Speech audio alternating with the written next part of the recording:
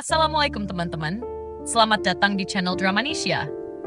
Di sini, kita akan menyajikan berbagai konten seru seputar drama favorit kamu. Jangan lupa untuk like, komen, dan subscribe supaya kamu nggak ketinggalan update terbaru dari kami. Yuk, langsung aja kita mulai. Aku menatap bayanganku di cermin yang sedikit buram. Sisa-sisa embun dari pancuran tadi pagi masih menempel di permukaannya. Wajahku terlihat letih. Garis-garis halus mulai muncul di sudut mata, meskipun usiaku belum mencapai 40. Tapi aku tahu, ini bukan hanya soal usia, ini soal beban. Dari ruang tamu, tawa Susan terdengar lagi, menggema seperti ironi. Nada tawanya selalu terdengar seolah-olah ia sedang menikmati sebuah lelucon, tapi aku tahu, di balik itu ada tusukan-tusukan halus yang sering membuat hatiku perih. Kaos ini kamu yang pilih buat Mas Anton ya? Wah, selera kamu beda banget deh sama selera keluarga kami, katanya dengan suara ringan yang diselingi tawa kecil. Aku diam di tempat, menatap cermin seolah mencari kekuatan untuk keluar dari kamar mandi ini dan menghadapi dunianya yang selalu menuntut kesempurnaan. Bukan sekali dua kali Susan melontarkan komentar seperti itu. Kadang soal penampilanku yang dianggap terlalu sederhana, kadang soal masakan yang ia anggap tak sesuai dengan lidah keluarganya. Ia selalu punya cara untuk membuatku merasa kecil. Ketika aku akhirnya keluar dari kamar mandi dan menuju ruang tamu, Anton sedang duduk di sofa, membaca sesuatu di ponselnya. Wajahnya santai, seperti tidak terganggu dengan kehadiran adiknya yang jelas-jelas sedang menyindirku lagi. "Mas, ini kaos baru kamu?" tanya Susan lagi, kini menghadap Anton. "Ih, seleranya memang beda banget ya." Anton hanya mengangkat bahu tanpa melepaskan pandangannya dari layar ponsel. "Iya, Ratmi yang pilih. Santai aja, Sus. Nggak usah dibahas." Aku ingin marah, ingin membela diri, tapi suara itu terhenti di tenggorokan. Aku tahu jika aku berbicara, situasi ini hanya akan berubah menjadi perdebatan yang tidak ada ujungnya. Lagi pula, aku lelah. "Aku masak dulu ya," kataku akhirnya, memilih menghindar. Di dapur, aku mencoba menenangkan diri dengan memotong sayuran. Pisau di tanganku bergerak lambat, berusaha tidak terlalu tajam pada wortel yang sudah cukup lunak. Aku menarik napas panjang, mencoba menahan air mata yang mendesak keluar. Aku tahu Anton tidak bermaksud jahat. Baginya semua ini hanyalah dinamika biasa dalam keluarga. "Susan memang begitu orangnya," katanya suatu hari. "Tapi bagiku, ini bukan sekadar masalah sifat. Ini adalah tentang penghormatan. Tentang keberadaanku yang seringkali tidak dianggap penting." Terdengar langkah kaki Susan di belakangku. Aku melirik sekilas dan seperti dugaanku, ia membawa sesuatu untuk dikomentari lagi. "Masak apa hari ini, Ratmi? Jangan sampai kayak minggu lalu ya. Masakanmu bikin perutku melilit," ujarnya sambil tertawa kecil. Aku meletakkan pisau perlahan, mencoba menata emosi. "Maaf kalau masakan saya kurang cocok di lidah, Susan," kataku akhirnya dengan suara yang kutahan agar tetap tenang. "Tapi mungkin lain kali kamu bisa bantu saya di dapur. Siapa tahu masakan kita bisa lebih enak kalau kita buat bersama." Susan terdiam sesaat. Aku tahu ia tidak menyangka aku akan menanggapinya seperti itu. Tapi ia cepat pulih, menyunggingkan senyum tipis yang terasa sinis. "Ah, sudahlah, Rat. Aku cuma bercanda. Kamu ini terlalu serius." "Canda," kata itu lagi.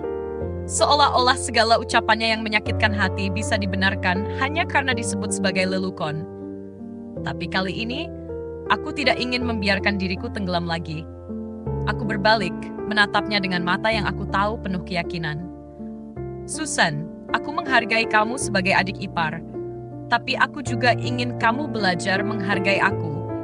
Kalau bercandaannya hanya membuat orang lain sakit hati, itu bukan candaan." Suaraku terdengar lebih tenang dari yang kuduga, meskipun dadaku berdegup kencang. Untuk pertama kalinya, aku merasa tidak takut untuk mengatakan apa yang kupikirkan. Langkah kaki Anton terdengar mendekat, memecahkan ketegangan di antara kami. Wajahnya terlihat bingung ketika ia masuk ke dapur, pandangannya bergantian antara aku dan Susan. "Mas, aku cuma bercanda sama Ratmi, tapi dia sensitif banget," Susan berkata lebih dulu. Nada suaranya terdengar seperti mengadu. Aku tetap berdiri tegak, tidak berusaha membela diri dengan tergesa-gesa. "Mas, aku cuma ingin kita saling menghargai di rumah ini. Aku istri kamu, dan aku ingin merasa dihargai di rumah ini." Anton menatapku, terlihat terkejut. Aku tidak tahu apakah ia terkejut karena keberanianku berbicara, atau karena ia baru menyadari betapa aku merasa terabaikan selama ini. Tapi untuk pertama kalinya aku merasa kata-kataku didengar. Aku tidak tahu apa yang akan terjadi selanjutnya. Aku bangun lebih pagi dari biasanya hari ini. Matahari belum sepenuhnya muncul, dan udara pagi di halaman belakang rumah masih terasa sejuk. Tapi di dalam hatiku, ada kehangatan yang aneh, seperti api kecil yang baru saja dinyalakan. Semalam adalah kali pertama aku berani berbicara. Kata-kataku pada Susan masih terngiang, begitu juga tatapan Anton yang seolah tak percaya. Aku tidak tahu apakah semuanya akan berubah setelah ini, tapi aku merasa lega. Seperti ada beban besar yang terangkat dari dadaku. Aku mulai menyiapkan sarapan, memotong bawang, menggoreng telur, dan menyeduh teh untuk Anton seperti biasanya. Tapi kali ini, aku melakukannya dengan perasaan berbeda. Tidak lagi seperti robot yang hanya mengikuti rutinitas, tapi dengan kesadaran penuh bahwa aku sedang mencoba memperbaiki sesuatu untuk diriku sendiri. Ketika Anton masuk ke dapur, ia terlihat sedikit canggung. Biasanya, ia langsung mengambil teh dan kembali ke ruang tamu, tapi pagi ini ia berdiri di dekat meja makan, memperhatikanku. "Rat, soal tadi malam," katanya pelan. Aku berhenti mengaduk wajan dan menoleh ke arahnya. "Ya, Mas?" Anton menggaruk belakang kepalanya seperti mencari kata-kata yang tepat. Aku nggak tahu kalau kamu merasa seperti itu. Aku pikir kamu baik-baik saja." Kalimatnya membuatku ingin tertawa. Bukan karena lucu, tapi karena ironis. Bertahun-tahun aku berusaha menyembunyikan luka-luka kecilku, dan sekarang ia berkata bahwa ia mengira aku baik-baik saja. "Mas, aku nggak pernah baik-baik saja," jawabku. Suaraku lebih tegas dari yang kukira. "Tapi aku juga nggak pernah cerita. Mungkin itu salahku juga." Anton terdiam. Aku bisa melihat ia mencoba mencerna kata-kataku. "Aku janji akan coba berubah," katanya akhirnya. "Tapi, aku juga nggak tahu harus mulai dari mana." Aku menghentikan apa yang kulakukan, menatapnya dengan sungguh-sungguh. "Mas, aku nggak minta banyak. Aku cuma ingin kita jadi tim. Aku nggak bisa terus sendirian menghadapi semuanya." Anton mengangguk pelan, tapi aku tahu proses ini tidak akan mudah. Perubahan tidak terjadi dalam semalam, dan aku harus bersiap menghadapi hari-hari sulit ke depan. Setelah sarapan, aku melanjutkan pekerjaan rumah seperti biasa. Susan masih belum keluar dari kamarnya, mungkin merasa tidak nyaman setelah kejadian semalam. Aku merasa sedikit lega karena suasana rumah untuk sementara lebih tenang. Namun, saat aku sedang mencuci pakaian di halaman belakang, mertuaku, Ibu Anton, datang menghampiri. Wajahnya terlihat serius, dan aku langsung tahu pembicaraan ini tidak akan mudah. "Ratmi, tadi malam ibu dengar kamu sama Susan ribut," katanya tanpa basa-basi. Aku mengeringkan tangan dan mencoba tersenyum. "Maaf kalau suara kami mengganggu, Bu." "Bukan soal mengganggu," lanjutnya. "Susan itu memang suka ceplas-ceplos, tapi kamu harus bisa lebih sabar. Dia itu masih muda, belum dewasa seperti kamu." Aku menarik napas panjang, mencoba menahan diri. "Saya sudah mencoba sabar, Bu. Tapi saya juga ingin Susan belajar menghargai saya. Saya ini kan juga bagian dari keluarga." Ibu Anton mengerutkan kening, seolah tidak setuju. "Keluarga itu harus saling mengerti. Kalau kamu mulai bicara keras, nanti malah suasananya jadi nggak enak." Kata-katanya seperti menamparku. Aku ingin menjelaskan betapa selama ini aku telah menahan banyak hal, tapi aku tahu tidak akan ada gunanya. Dalam pandangan beliau, Susan selalu benar, dan aku hanyalah menantu yang harus tahu tempat. "Saya mengerti, Bu," jawabku akhirnya, memilih untuk tidak memperpanjang diskusi. Sepanjang hari itu, aku merasa seperti berjalan di atas pecahan kaca. Susan masih diam, tapi tatapannya setiap kali berpapasan denganku penuh dengan ketidaksukaan. Aku tahu, ia merasa diriku telah melangkahi batas. Namun saat malam tiba, Anton membuatku sedikit terkejut. "Kamu mau kita cari tempat tinggal sendiri?" tanyanya tiba-tiba saat kami sedang duduk di kamar. Aku menoleh, menatapnya dengan bingung. "Mas serius?" Anton mengangguk. "Aku pikir, kalau kita punya tempat sendiri, kamu bisa lebih nyaman. Aku juga nggak mau kamu terus-terusan merasa tertekan di sini." Hatiku melonjak mendengar ucapannya. Tapi aku juga ragu. Bagaimana kami bisa hidup sendiri dengan gaji Anton yang pas-pasan? "Tapi Mas, kita belum punya cukup uang," kataku pelan. "Kita mulai pelan-pelan. Aku bisa cari tambahan kerja. Yang penting, kamu nggak perlu terus begini. Aku menatapnya lama. Ini pertama kalinya Anton benar-benar menunjukkan usaha untuk memperbaiki keadaan. Meskipun belum jelas apa yang akan kami lakukan, aku merasa ada harapan kecil yang mulai tumbuh. Malam itu, aku tidur dengan perasaan campur aduk. Ada luka yang masih terasa perih, tapi untuk pertama kalinya, ada juga rasa optimisme. Mungkin, hanya mungkin, kami bisa menemukan cara untuk membangun kehidupan yang lebih baik. Aku memejamkan mata sambil mengingat apa yang kupelajari hari ini. Terkadang, luka yang tak terlihat butuh keberanian untuk mulai disembuhkan. Pagi ini, rumah terasa sunyi.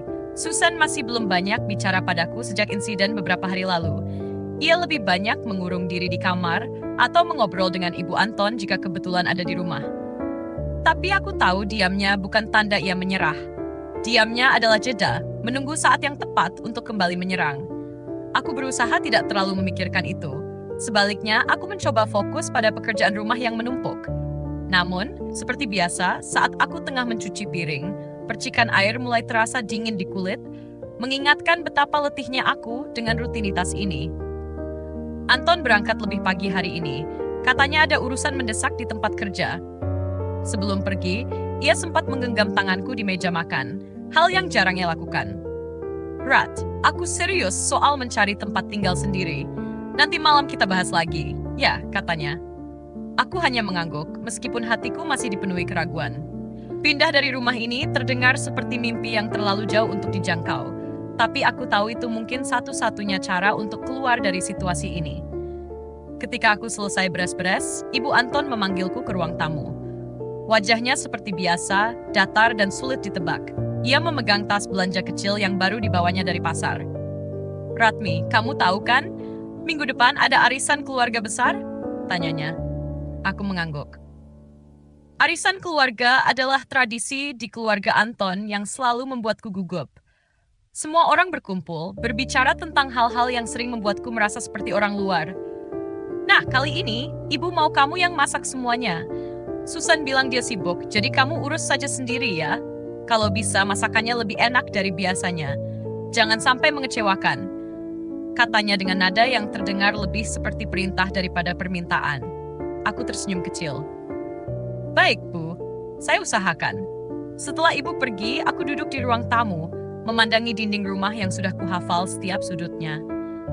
Aku tahu, arisan ini akan menjadi ujian besar lagi bagiku. Aku harus memastikan semuanya berjalan sempurna, atau nama baikku akan kembali dipertanyakan di depan keluarga besar. Namun aku sadar, ini bukan hanya soal arisan. Ini soal diriku. Soal keberanian yang mulai tumbuh sejak aku memutuskan untuk tidak diam lagi. Hari arisan pun tiba lebih cepat dari yang kukira. Aku sudah bangun sejak subuh untuk menyiapkan bahan-bahan. Dari dapur, aroma bumbu yang sedang kumasak mulai menyebar ke seluruh rumah. Anton sempat membantuku memotong sayuran sebelum berangkat kerja, sesuatu yang jarang ia lakukan sebelumnya. Ketika anggota keluarga mulai berdatangan, suasana rumah berubah ramai. Aku menyambut mereka dengan senyuman terbaikku, meskipun dalam hati aku merasa tegang. Susan datang terakhir, mengenakan gaun merah cerah yang membuatnya tampak seperti pusat perhatian. Ketika matanya bertemu denganku, ia hanya mengangguk kecil, tanpa ucapan apapun. Saat makan siang dimulai, aku sibuk memastikan semua orang mendapatkan hidangan mereka. Aku mendengar beberapa komentar positif tentang masakanku, tapi juga ada beberapa yang terdengar seperti kritik terselubung. Wah, Ratmi masak banyak sekali, kata salah satu tante Anton. Tapi, sayur ini terlalu asin, enggak ya? Aku hanya tersenyum berusaha menerima kritik itu tanpa terlalu memikirkannya. Namun, saat arisan hampir selesai, Susan tiba-tiba membuat komentar yang memecahkan suasana. Ratmi, kamu hebat banget ya. Masak banyak begini sendirian. Tapi beneran sendirian, enggak? Jangan-jangan Anton yang masak, katanya sambil tertawa kecil.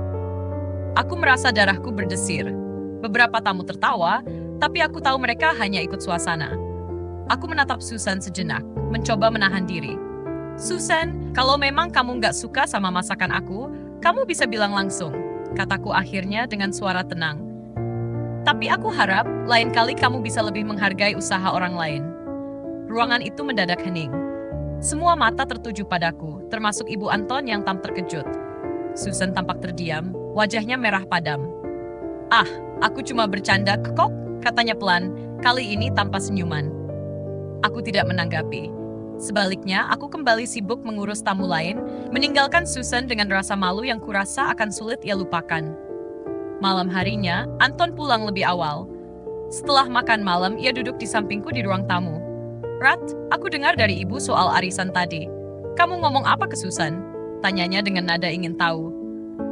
Aku menceritakan semuanya dengan jujur. Kali ini Anton tidak terlihat marah atau kecewa. Sebaliknya, ia tersenyum kecil. "Aku nggak nyangka kamu bakal setegas itu," katanya. "Kamu hebat." Aku hanya mengangkat bahu. "Aku cuma nggak mau terus-terusan merasa kecil, Mas. Kalau aku nggak bicara, nggak ada yang akan berubah." Anton genggam tanganku erat. "Aku janji, Rat. Kita akan pindah dari sini. Aku mau kita mulai hidup baru, jauh dari semua ini."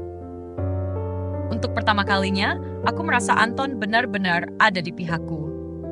Meski perjalanan masih panjang, malam itu aku tidur dengan hati yang lebih ringan. Pagi itu, rumah terasa lebih lengang dari biasanya. Susan memutuskan untuk menginap di rumah temannya selama beberapa hari. Mungkin masih kesal karena kejadian saat arisan.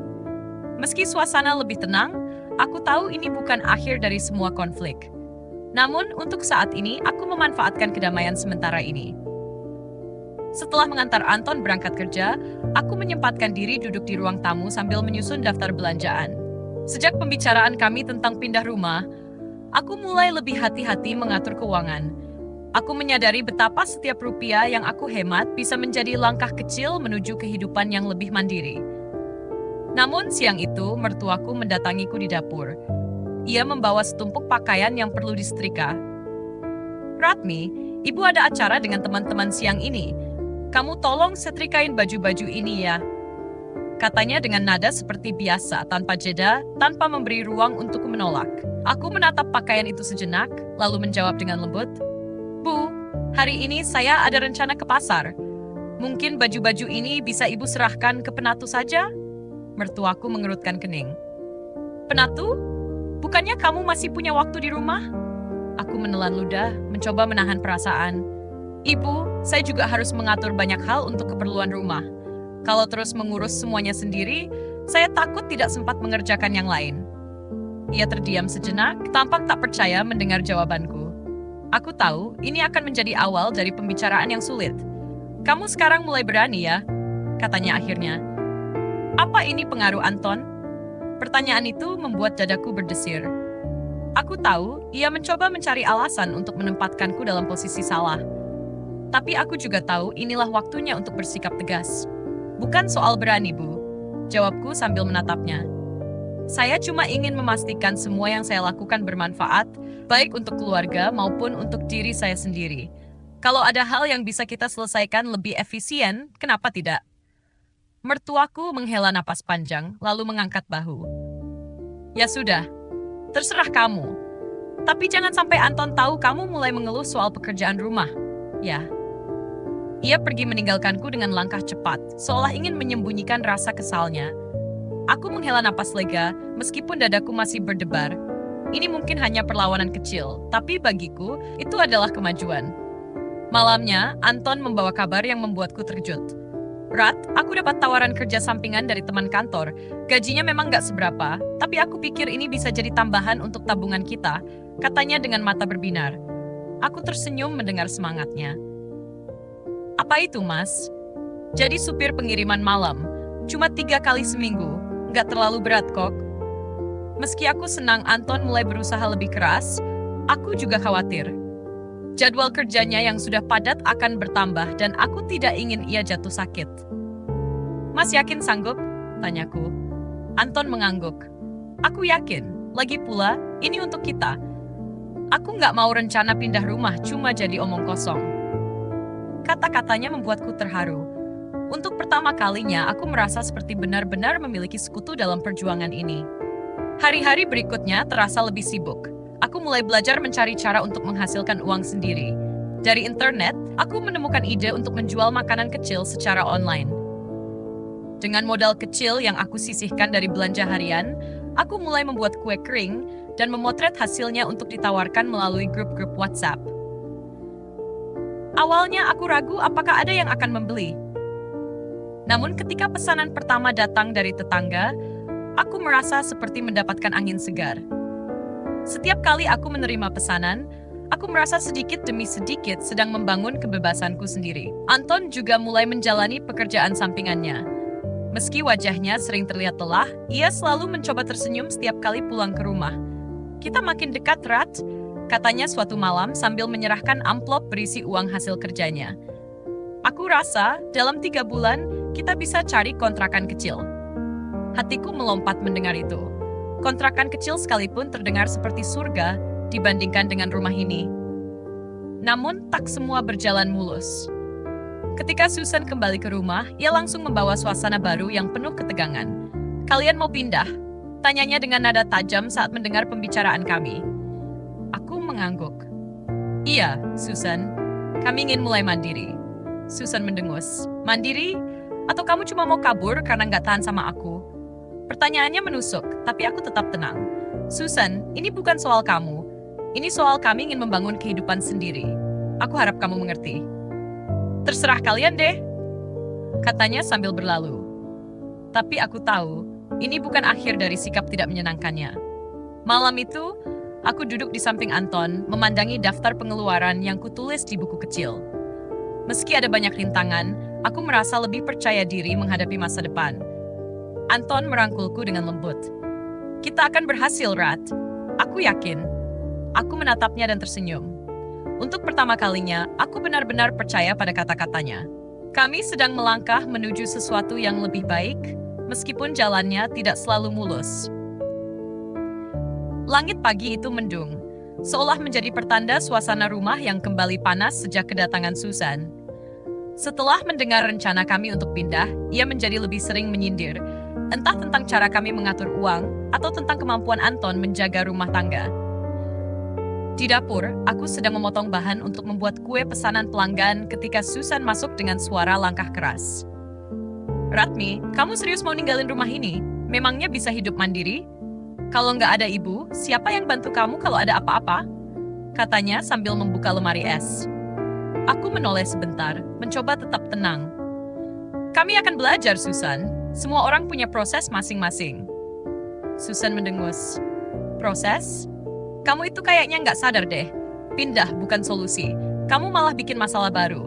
Apa Anton nggak bilang kalau biaya hidup di luar lebih besar? Kalau gagal, ujung-ujungnya balik lagi ke sini kan?"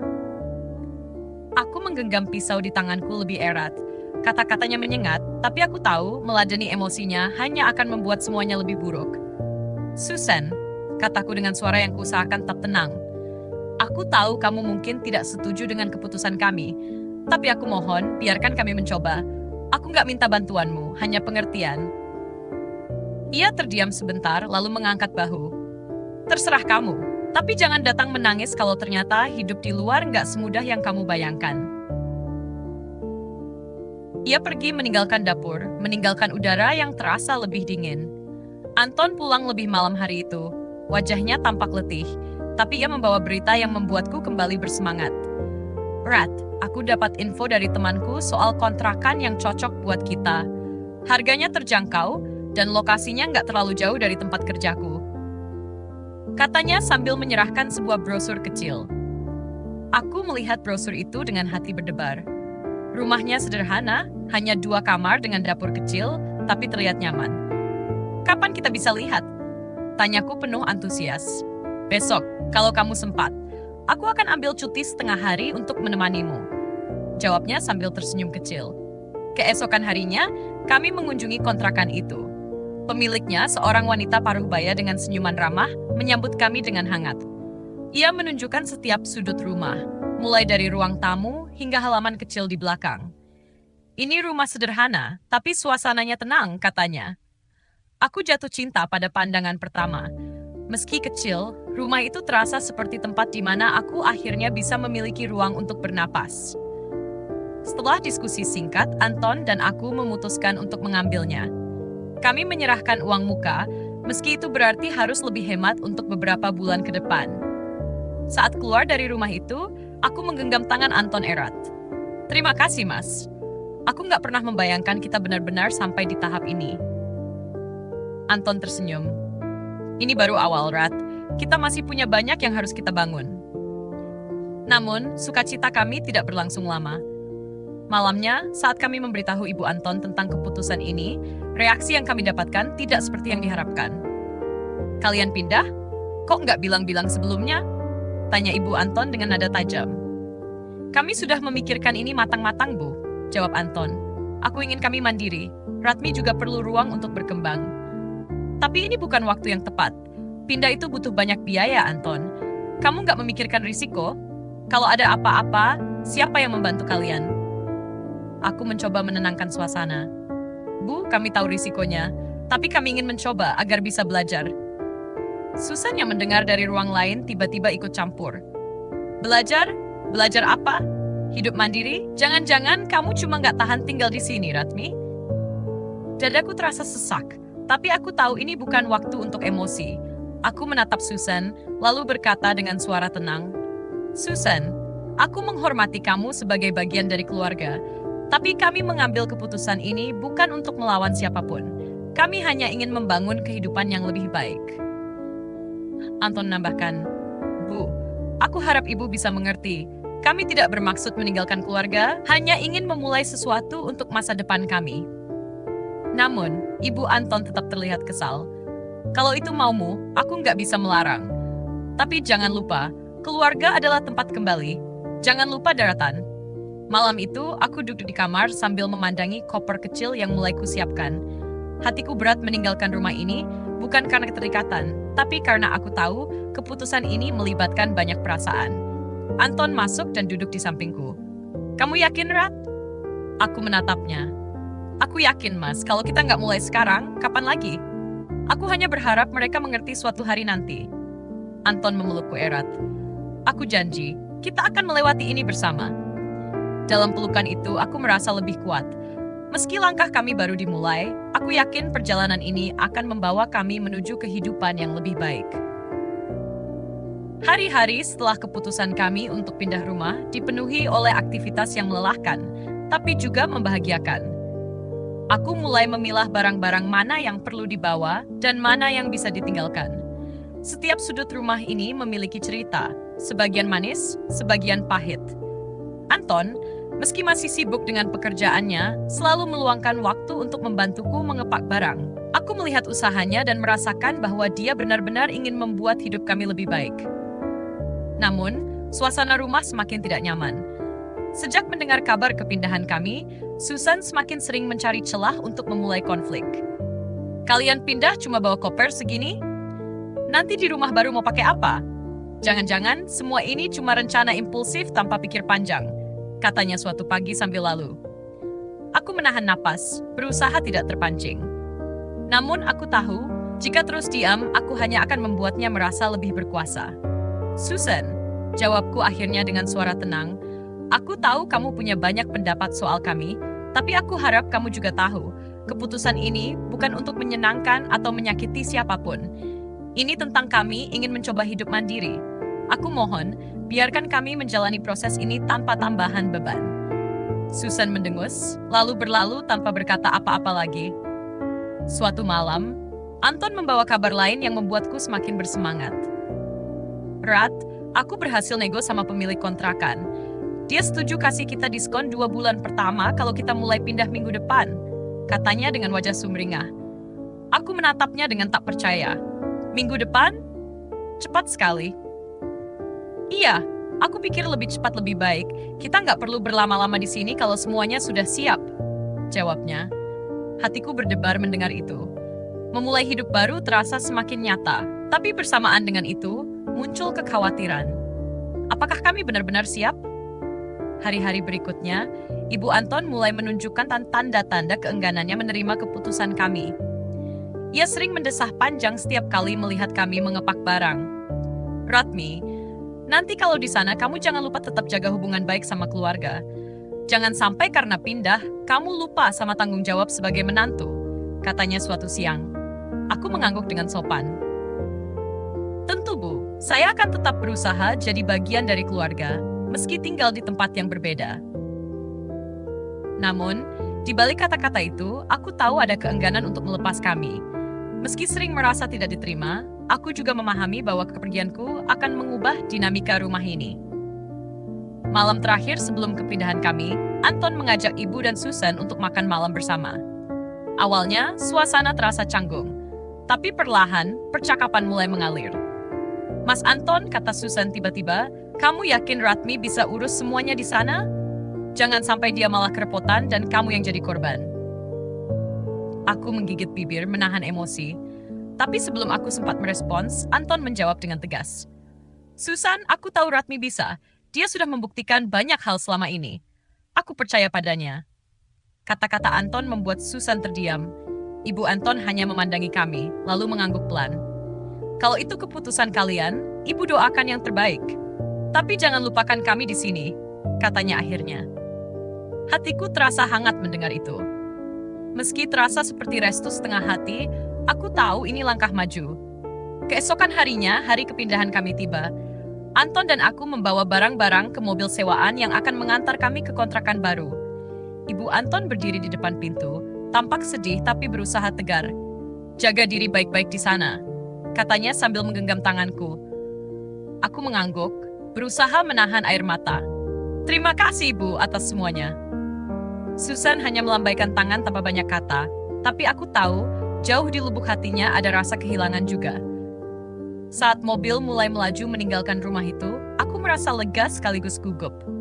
Hidup baru kami telah dimulai. Di dalam hati, aku berjanji pada diriku sendiri bahwa aku akan menjadikan kesempatan ini sebagai awal dari segalanya. Anton menggenggam tanganku erat. Kita sudah sampai sejauh ini, Rat. Apapun yang terjadi, kita hadapi bersama. Aku tersenyum. Iya, Mas, ini baru awal. Dengan hati yang penuh harapan, aku memandang ke depan ke arah rumah baru yang menanti kami. Bagaimanapun sulitnya nanti, aku tahu kami telah memilih jalan yang benar. Langit sore itu mulai berubah jingga ketika kami tiba di kontrakan baru. Rumah kecil dengan dinding bercat krem itu terasa hangat, meski masih kosong. Di luar terdengar suara anak-anak bermain di gang, menambah suasana akrab yang membuatku sedikit lega. Aku melangkah masuk, menyapu pandangan ke setiap sudut rumah. Ruang tamu yang mungil, dapur kecil di belakang, dan 2 kamar yang cukup untuk kami berdua. Meski sederhana, rumah ini terasa seperti kanvas kosong yang siap kami warnai dengan perjuangan baru. Anton meletakkan kardus terakhir di sudut ruang tamu, lalu menghela napas panjang. Akhirnya, Rat, ini rumah kita. Aku tersenyum, menatapnya penuh haru. Iya, Mas, ini langkah pertama kita. Hari pertama di rumah baru dihabiskan dengan membongkar barang-barang dan menatanya satu persatu. Aku menggelar tikar di lantai sebagai pengganti karpet sementara, lalu menyusun peralatan dapur di rak kecil yang kami bawa dari rumah lama. Meski lelah, aku merasa puas. Setiap sudut yang kutata terasa seperti sebuah pencapaian kecil. Anton juga terlihat lebih santai. Wajahnya yang biasanya penuh tekanan di rumah lama kini tampak lebih tenang. Namun, malam pertama tidak berjalan semulus harapanku. Aku baru saja hendak tidur ketika suara keras dari luar rumah membuatku terjaga. Ternyata, beberapa anak remaja bermain gitar sambil tertawa keras di gang depan. Anton membuka mata dan menatapku.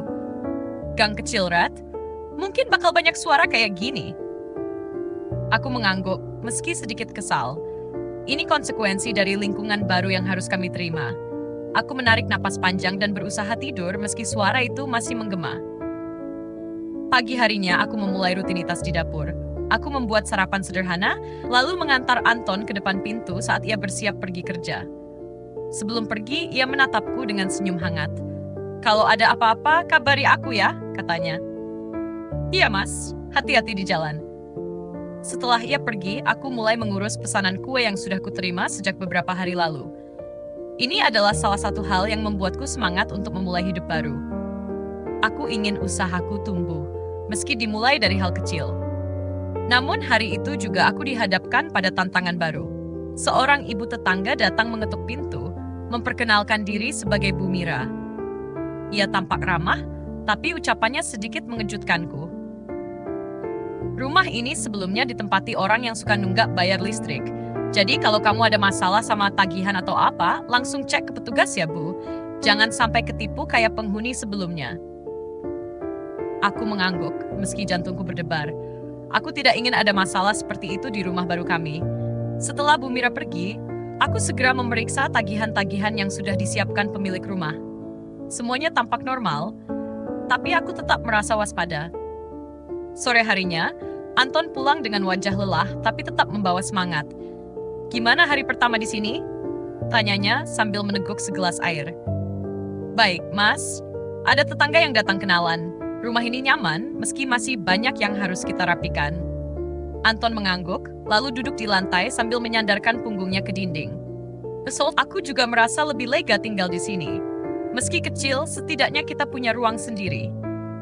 Kami menghabiskan malam itu dengan berbincang tentang rencana-rencana kecil, mulai dari membeli perabot baru hingga mengembangkan usahaku. Aku merasa lebih dekat dengan Anton, seperti menemukan sisi lain darinya yang jarang muncul ketika kami masih tinggal bersama keluarga. Namun, kebahagiaan ini tak berlangsung lama.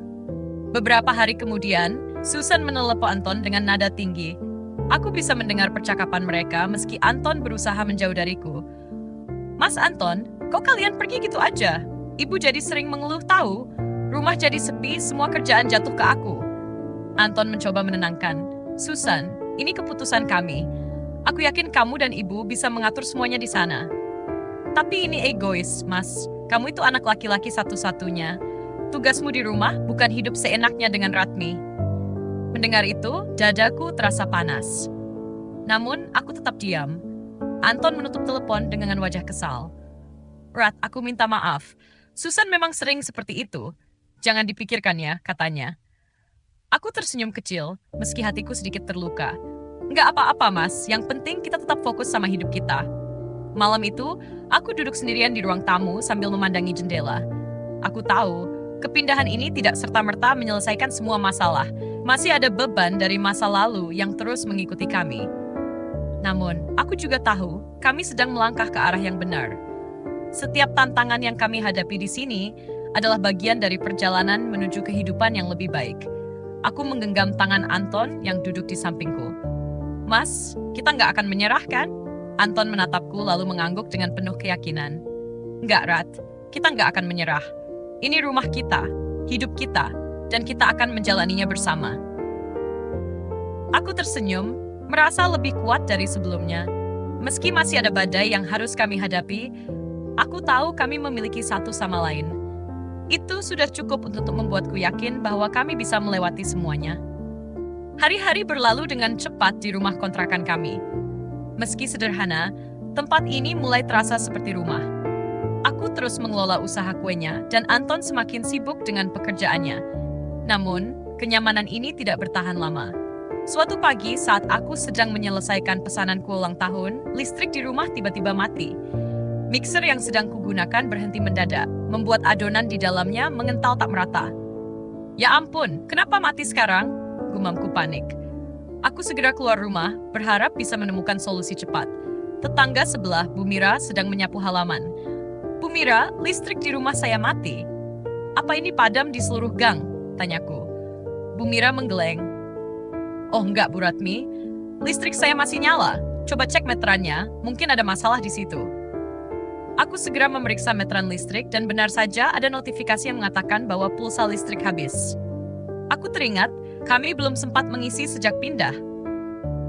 Setelah mengisi ulang listrik, aku kembali ke dapur dengan perasaan lega. Namun, keterlambatan ini membuatku harus bekerja lebih cepat agar pesanan selesai tepat waktu. Saat Anton pulang, aku menceritakan kejadian itu. Ia mengusap kepalaku dengan lembut. "Rat, maaf aku lupa ingetin soal listrik. Mulai sekarang kita harus lebih teliti ya," katanya sambil tersenyum kecil. Meski kejadian itu terasa sepele, aku menyadari bahwa hidup mandiri memang membutuhkan penyesuaian. Tidak ada lagi yang mengingatkan atau membantu seperti di rumah lama. Segala sesuatunya harus kami tangani sendiri. Beberapa hari kemudian, ujian lain datang.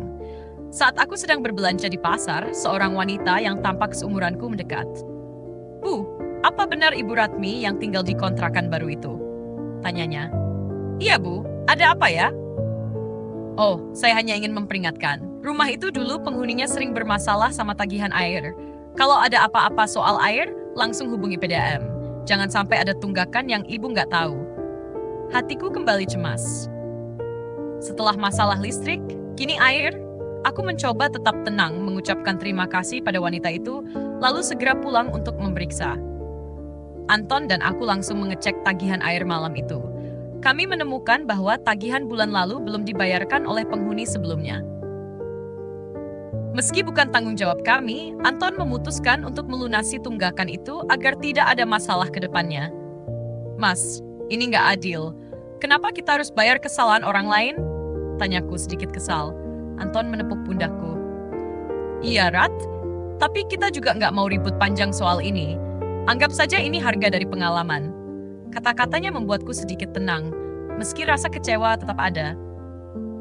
Namun, di balik semua masalah itu, ada hal kecil yang membuatku merasa dihargai. Suatu sore, seorang tetangga baru datang membawa piring berisi kue bolu. Ini dari saya, Bu Ratmi. Saya tetangga seberang, Bu Siska. Selamat menempati rumah baru ya. Kalau butuh apa-apa, jangan ragu bilang ke saya. Aku tersenyum hangat dan menerima pemberiannya. Terima kasih, Bu Siska. Senang sekali bisa punya tetangga seperti ibu. Percakapan singkat itu membuatku sadar bahwa meski ada tantangan, kami juga diberkahi lingkungan baru yang mendukung. Malam itu, Anton dan aku duduk di teras kecil rumah kami. Angin sepoi-sepoi membawa aroma hujan yang baru saja reda. Mas, menurutmu, apa kita sudah membuat keputusan yang benar? Tanyaku sambil memandang langit. Anton menatapku, lalu menggenggam tanganku erat. Rat, gak ada keputusan yang sempurna. Tapi aku yakin, ini keputusan terbaik untuk kita. Setiap masalah yang datang adalah bagian dari proses belajar. Aku mengangguk, mencoba menyerap keyakinannya. Iya, Mas. Mungkin ini caranya hidup mengajari kita untuk jadi lebih kuat. Anton tersenyum, lalu memandang ke arah rumah kami yang kecil, tapi penuh harapan. Aku yakin selama kita saling mendukung, nggak ada yang nggak bisa kita atasi. Malam itu, untuk pertama kalinya setelah kepindahan kami, aku merasa benar-benar tenang. Meski tantangan terus datang, aku tahu kami tidak akan menyerah. Rumah ini, sekecil apapun, adalah awal dari kehidupan baru yang sedang kami bangun bersama. Minggu-minggu pertama di rumah baru dipenuhi oleh hal-hal yang tak terduga. Setiap hari kami berusaha mengatur jadwal dan kebiasaan baru. Namun, ada satu hal yang semakin jelas. Hidup mandiri tidak semudah yang kami bayangkan. Meskipun demikian, aku merasa lebih bebas daripada sebelumnya, meskipun harus menghadapi berbagai ujian kecil yang datang silih berganti. Suatu pagi, saat aku sedang menyiapkan pesanan kue, Anton datang dengan wajah sedikit cemas. Rat, ada masalah di kantor. Aku butuh pulang lebih malam hari ini. Aku menatapnya dengan khawatir. Mas, kenapa? Ada apa? Anton menghela napas panjang. Ada beberapa perubahan mendadak di pekerjaan. Mereka minta aku untuk mengerjakan proyek besar dan beberapa deadline mendesak. Nggak tahu sampai kapan aku bisa pulang lebih cepat. Mendengar itu, aku merasa sedikit kecewa. Ini bukan pertama kalinya Anton harus bekerja lembur. Beberapa kali, ia bahkan pulang tengah malam. Namun aku tahu, ini adalah tanggung jawab yang harus ia jalani. Ya sudah, Mas. Aku ngerti kok. Tapi, jangan lupa makan malam ya. Kataku, berusaha tetap memberi semangat. Anton tersenyum lelah. Terima kasih, Rat. Aku nggak tahu apa yang akan aku lakukan tanpa kamu. Saat ia keluar, aku kembali ke dapur, berusaha menenangkan diriku. Pekerjaan yang terus menumpuk, ditambah dengan masalah-masalah kecil seperti tagihan atau perawatan rumah, membuatku merasa terkadang kewalahan. Tapi aku tahu, jika aku ingin rumah tangga kami bertahan, aku harus terus melangkah maju. Beberapa hari kemudian, aku menerima telepon dari Ibu Anton. Ratmi, kamu lagi sibuk? Ibu ingin bicara sebentar. Suara Ibu Anton terdengar lembut di ujung telepon. Ibu, ada apa ya? Jawabku, sedikit cemas. Aku dengar dari Susan kalau kamu lagi banyak urusan rumah tangga. Ibu ingin tahu bagaimana semuanya. Nggak ada yang kesulitan, kan? Aku menarik napas dalam-dalam. Ini adalah percakapan yang sudah kutunggu-tunggu, tapi juga yang paling kuhindari. Aku ingin jujur, tetapi aku tahu ini bisa mempengaruhi hubunganku dengan Ibu Anton. Ibu, semuanya baik-baik saja. Memang banyak yang harus diatur, tapi aku bisa menangani semuanya. Jangan khawatir, Ibu. Ibu Anton terdiam sejenak sebelum berkata lagi. Jangan lupa, Rat, walaupun kalian jauh, ibu dan keluarga tetap di sini. Jangan sampai kamu merasa sendirian ya. Aku merasa haru mendengarnya. Kata-kata itu terasa tulus. Meski di sisi lain aku tahu, hubungan kami masih belum sepenuhnya bisa akrab seperti sebelumnya. Terima kasih, Ibu. Aku akan ingat pesan Ibu. Jawabku dengan lembut. Hari-hari berlalu dan meskipun ada banyak kesulitan, aku mulai merasa lebih percaya diri. Usaha kuenya berkembang dan aku mulai menerima pesanan dari beberapa pelanggan tetap. Namun, aku merasa kesulitan mengatur waktu antara pekerjaan rumah dan usaha. Terkadang aku merasa tubuh ini sudah kelelahan. Dan bahkan kadang aku rindu masa-masa ketika ada orang lain yang membantu mengurus rumah. Suatu malam saat Anton pulang larut, aku sedang duduk di meja makan, mengelap tangan setelah membersihkan dapur. Wajahnya tampak lelah, tapi ia tersenyum saat melihatku. Rat, gimana hari ini? Ada kabar dari usaha kamu? Tanyanya. Ada beberapa pesanan, Mas. Aku lagi rapikan jadwal biar nggak terlalu capek. Tapi, aku terhenti sejenak. Tapi kadang aku merasa lelah banget, Mas. Banyak hal yang harus aku urus sendiri. Anton duduk di sebelahku, menggenggam tanganku. Aku ngerti, Rat. Aku tahu aku nggak selalu ada, tapi kita akan cari cara supaya kamu nggak terlalu terbebani. Kita bisa atur waktu supaya kamu nggak merasa sendirian. Aku menatapnya dalam-dalam. Aku cuma butuh dukungan, Mas. Bukan cuma soal fisik, tapi juga soal perasaan. Kadang aku merasa terasing meskipun kita tinggal bersama. Anton menunduk, seperti sedang berpikir keras. Aku minta maaf. Aku terlalu fokus sama pekerjaanku. Aku janji, aku akan lebih banyak di rumah, lebih mendukung kamu. Aku merasa ada harapan baru dalam hatiku. Kata-kata itu, meskipun sederhana, memberiku kekuatan untuk terus bertahan. Minggu berikutnya, aku mulai mencoba menyeimbangkan antara pekerjaan rumah dan usaha. Aku mengatur waktu dengan lebih terstruktur, mengurangi sedikit porsiku di dapur, dan mulai menggunakan layanan antar makanan untuk beberapa pelanggan. Anton juga berusaha lebih banyak membantu, meski ia masih sering pulang malam karena pekerjaannya yang menumpuk. Tapi ada satu hal yang mulai mengganggu pikiranku. Susan. Ia belum pernah datang lagi ke rumah kami sejak kami pindah. Setiap kali ada telepon dari Ibu Anton, aku merasa perbincangan mereka selalu menyentuh topik itu, meskipun tidak secara langsung. Suatu pagi, ketika aku sedang menyiapkan sarapan, telepon dari Ibu Anton kembali berbunyi. Ratmi, kamu sudah baik-baik saja kan? Aku dengar dari Susan kalau kalian semakin jarang berkunjung ke rumah. Jangan sampai hubungan ini renggang hanya karena jarak ya. Aku menahan napas, mencoba menyusun kata-kata. Ibu, kami memang sibuk. Tapi kami masih berusaha menjaga hubungan baik dengan keluarga. Kami cuma butuh waktu untuk menyesuaikan diri di sini. Ibu Anton terdiam beberapa saat. Aku mengerti, Rat. Tapi ingat, jangan sampai jarak membuatmu merasa terasing. Kami tetap keluarga. Aku tersenyum tipis, merasa hangat mendengar kata-kata itu. Terima kasih, Ibu. Kami akan berusaha.